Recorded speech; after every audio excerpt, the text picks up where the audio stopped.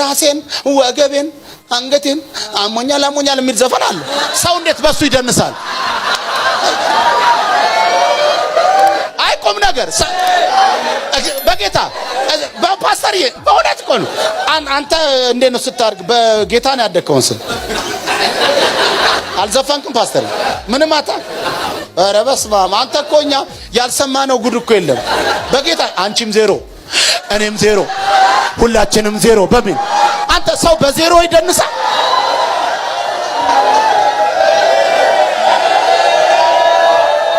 በኢየሱስ ስም የተመታ አይታል። ፊልሞቻችን ራሱ ርዕሳቸውን ሰምታል።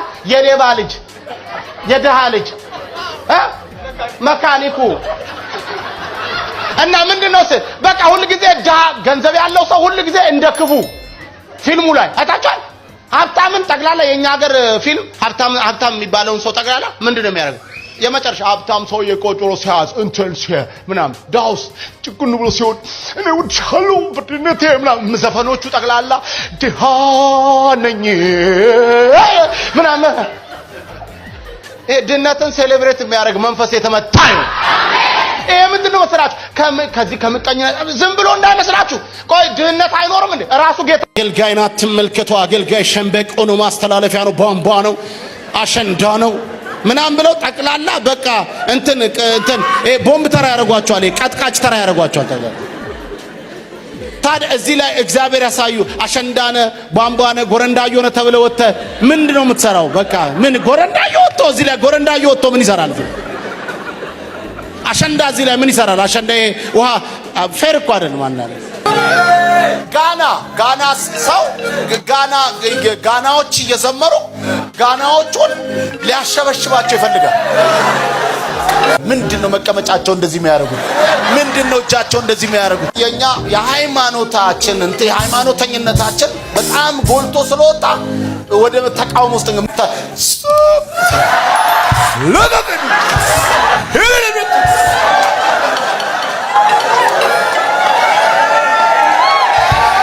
አንተ ራስህ ልቀቅ። መጽሐፍ ደግሞ ሲናገር ሕዝቅኤል ላይ በእጅህ አጨብጭብ ይላል፣ በእግርህ ደግሞ አሸብሽብ ይላል። እኔ አይደለም ሕዝቅኤል ላይ ነው። አንብቡት ግቡ እስቲ በሉት። በእጅህ እንደውም እጅ ልንገርህ ምግብ ቤት ሄደን አሁን እንጸልይ እናመስግን የሚባለው እኛ ላይ ነው የሚያምረው። ፈረንጅ እናመስግን ቢል ራሱ እንደውም አያምርበትም። ሲያድግም 15 አይነት እየበላ ነው ያደገው። እኔና እናንተ ነን ማመስገን የሚገባ። ምግብ ሲቀርብ እኔና እናንተ ማመስገን ብቻ ሳይሆን ቆመን ሁሉ ኳየር ሁሉ መጥቶ መዘመር ሁሉ አለ። መኪና ቆሞብናል ግቢ ውስጥ ይኸው አለነሳለ ምናምን እስቲ ጸልይ ፈልገን ነው። እግዚአብሔር ምስክሬ ነው። እኔ በመኪና ይዘው ሄደው ግቢያቸው ውስጥ ከዛ በቃ ይሄ ነው እንደው ፓስተርዬ ነው ጸልዩ ምናምን ሚሉ ነበሩና ኮፈን ከፍተው ከዛ ምስኪን እኛ ምስኪን አገልጋይ የአበሻ አገልጋይ ምስኪኖች ታዛዥ ምን ችግር አለው እና 2-3 ሆነን ከሄድን ራሱ እጅን ትጭና ሞተሩ ላቸላላ አንድ ቀን አዝም ምንድነው የሚሉት አልኳቸው። ተለቅ ያሉና አይ ይኸውልህ ስነ ስርዓት ነው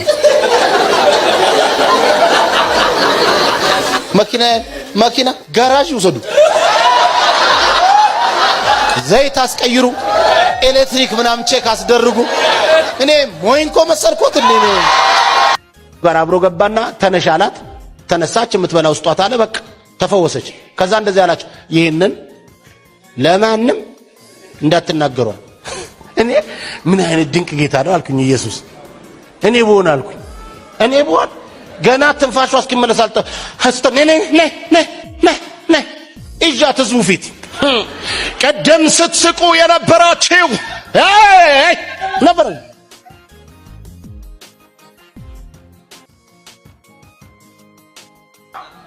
አላዛር እህቱ መታ አላዛር ይነሳል አላት። አሜን ፕሬስ ጋድ ብላ አትሄድም እንዴ? እሷ ምን አለች? ትንሽ የሆነ ባይብል ስተዲ ቤታቸው ነበር መሰለኝ። በመጨረሻው ዘመን ላይ እንደሚነሳ ይህን እናውቃለን አትለውም?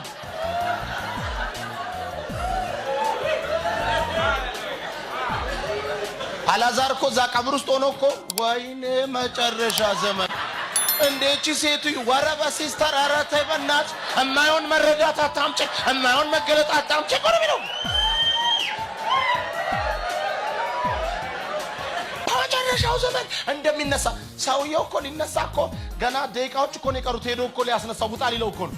እሷ የት መጨረሻ እስካሁንም አይነሳም ነበር ሰውየው። አይገርምም? እሱ እኮ ተነስቶ እንደገና እኮ ሞቷል። ግን በእሱ አስተሳሰብ ቢሆን አሁንም ምንም አይነሳም። ገና ነው በመጨረሻው ዘመን ብላ ገና እና ሰው ነው የሚወደው። የሞተውም ለሰው ነው ለወደቀው ሰው። ታዲያ ሰውን የሚወድ እንዴት እኔና እናንተ ከዶሮ በኋላ እንፈጠራለን? እና አስባችሁ ታውቃላችሁ? ውሻ ሲኔር ነው በመፈጠር አየ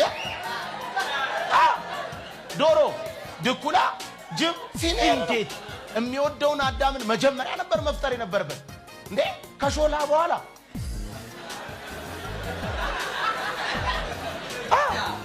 የተፈጠር ነው። ከሾላ ከሸንኮራ በኋላ እኮ አዳም አያሰራም።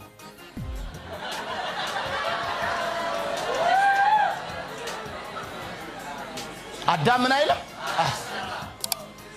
ምክንያቱም እግዚአብሔር መጀመሪያ አዳም ይሁን ብሎ አዳምን ማድረግ ይችላል። ከሱ ጋር አብሮ ሆኖ አዳም ይሁን ካለ በኋላ ከዛ ሰማይ ይሁን ብሎ ቢጀምር ማለት ነው። አዳም ምን ይላል መሰለህ? አልሰፋም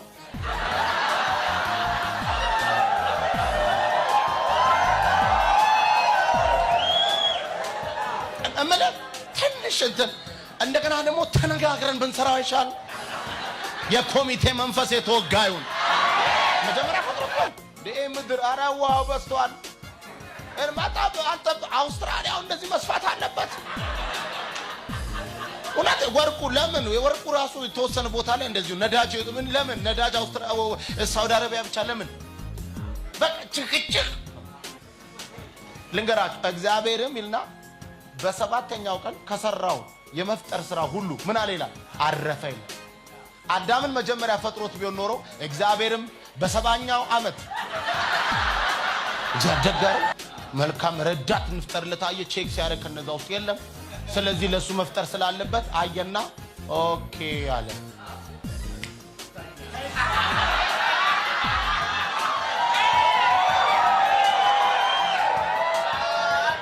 ባክ አንዴ የእንቅልፍ ሲሰጠው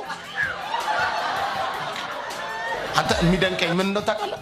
በቃ ሚስቱ ነች። በቃ ይኸውልህ አዳም መኪና ይዤ ሰፈራቸው ይዤ ነው ጠቅሻት ነው እየሰማ ነው። መስሪያ ቤት በተደጋጋሚ ራይት ሰጥቻት ነው። ምንም ማለት አይችልም። ተኝቶ የተሰጠችው ስጦታው